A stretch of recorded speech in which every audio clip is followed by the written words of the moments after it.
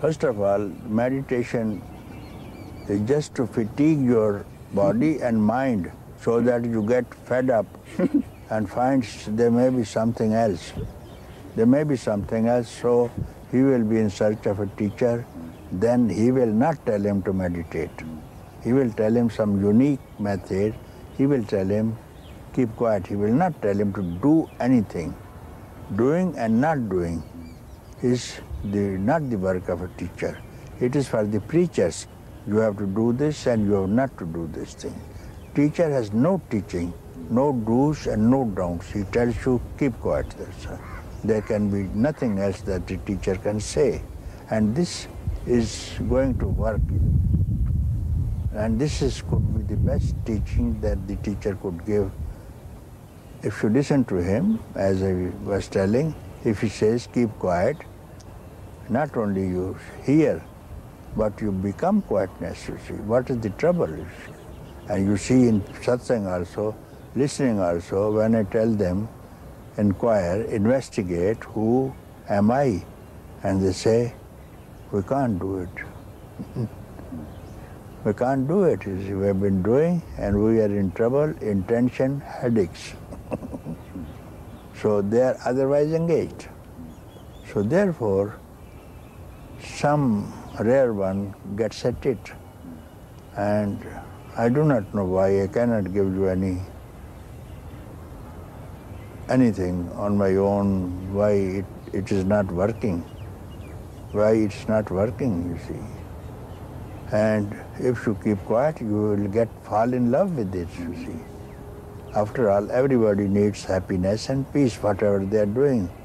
And there can be no happiness, no peace, no love, no beauty anywhere else, in any other object except this, here and now. Therefore, you don't need any meditation. Because meditation, you need mind to meditate. You need mind to meditate. Therefore, the result of any process has to be mental. Then you need body, such and such posture, hand to be planted this way, mudra to be kept this way. So it is going to be physical. So any physical activity gives you physical result, mental result. Any good idea that attracts you, sounds good, you follow it, that could be mental or intellectual ideas. Then the result will be intellectual. Don't shun all these ideas, you see. Physical, mental, also spiritual, you see. So if you get rid of all notions, what you have heard, and ideas, then you are emptiness itself. To give up the intention to keep quiet. If they can't keep quiet, give up the intention to keep quiet, then what will happen? When you inquire, who am I? So it strikes at the root of the mind. There's no mind at all with this inquiry. I is the mind, you know. And now you are questioning. I is questioning to I itself. No one has ever questioned. Who am I? No one. Who are you? Who is he? Who is she? Who am I? No one ever has questioned. Therefore, it's the first time one can ask. So it's striking at the root of all creation, you see. Not person, striking the root of the creation. Then there will be no creation at all, and no creator also, and no beings also. It strikes to that depth, you see. Because the mind itself is a dust. So you cannot clean the dust with the dust. So if you have a mirror, it's dusty mirror, and you want to clean it, you bring some kind of dust and put another layer of dust. This is cleaning the mind, another dust. So anything doing, any other method, you want to clean the mind with some yoga, or with some bhoga, or with some meditation, or whatever it is. So it is putting another dust on the mind. So what I say is keep quiet means is removing the mirror itself so that no dust can alight anywhere. So this is holiness, I mention. So that the truth exalts the holiness, and now you are holy. Remove the mirror. And if you are a mirror, your face will be reflected. So this is a spot. With this spot, you are not holy. It's a reflection. How to remove the reflection? If you throw away the mirror, this reflection will return back to your original face. So if you throw away the mind for 1 second, this thought of holiness will reveal itself, merge back into the holiness. Therefore, truth exalts a holy person. Therefore, you have to be holy. How to be holy?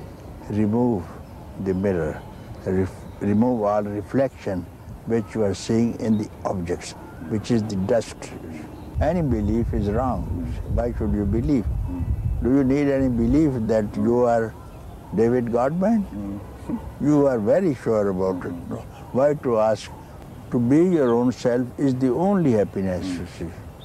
All other happiness is to fatigue yourself and find out this is not the happiness. Because after that they will, if you again repeat that same process, it means that thing, that place has not given you happiness, therefore it wants to be repeated. Happiness is one. Happiness is one, but when you attribute it something which is not abiding, then it is different. Your happiness, when you say my happiness and your happiness, then it is not that happiness which I point at. I point at just happiness, not my happiness and not your happiness. And the difference only is that you are using my and you. If you remove you and me, then no difference. Ecstasy is a state of mind. For some time it will stay, sometime it will stay, and then it will again dwindle and return back. Ecstasy, you see. Many people get into ecstatic states listening a poem, a poetry, some singing song, or some with other things, you see, get into ecstasy and it goes away. This depends upon the circumstances, but bliss, when you have bliss, is not that also, not even bliss. Not even bliss, but bliss can be attributed to dawn before the sunrise. There's a dawn, and you know very well now sun will arise. Sun is not there, but something shows now is dawn, you say. So when you feel some bliss and you are not attributing to something else, so you are now focused, seeing the dawn. Now it is the east side, sun will rise. So your focus is entirely on the east, on one particular point where you see the dawn, because dawn is not in the west, you see. And if you can reject and don't get attached to this thing, one by one, remove the physical body, remove the mental body, remove the prana body, and remove the intellectual also when your intellect is working, and stop the intellectual, then bliss will come. Bliss will come when the intellect is not working. So even bliss is come, don't get attached. The most yogis get attached with this thing. This is from the yoga method, you see. Yoga method, they describe koshas, you see. And then you get attached to this kosha, and don't get attached permanently, don't give up, stay quiet, you see. And then it will become that, and mind is now absorbing the bliss. Absorbing the bliss, and mind is now becoming bliss. And now, sometime, it's not for the bliss to be rejected. Now, from the other side, beyond mind, no mind, freedom itself is coming to receive you, embrace you. So then only no one can reject the bliss, you see. So you have done very well if you feel bliss, bliss of Atman, Atmananda it's called. Then it will take the form of Atman itself, then everything is gone, and that, even that is not final, somehow. Somehow that also, mind, no mind is now still alive. Even no mind is still alive, it is related to mind still, you see. So fathomlessness is this. Then your work begins here, which is going to be very beautiful work, which now before you have done well, and your task is over. Now this is the task of beyond. Now beyond is now taking hold of you and revealing itself more and more every moment, different beauty, different love, different form even, you see. Different form even, so that you are always engaged with it and it is always engaged with it. So that cannot be get rid of even if the body leaves, you see. So that can be described as the ultimateness. Silent mind is the to temporary keep quiet, temporary suppression of the objects in the mind, you keep quiet many times. Somebody wants something from you and you tell him, I don't have, or you are not willing to give, silent for some time. And still mind is also temporary. Stillness of mind is also temporary. For some meditation, concentration will result in still mind when you're, for a long time, when your mind is still like a flame of the candle. When again the breeze will come, the candle will again flicker out, any other thought will come again, the stillness will be washed away with the wind of a thought. Now no mind, I am hearing this question for the first time.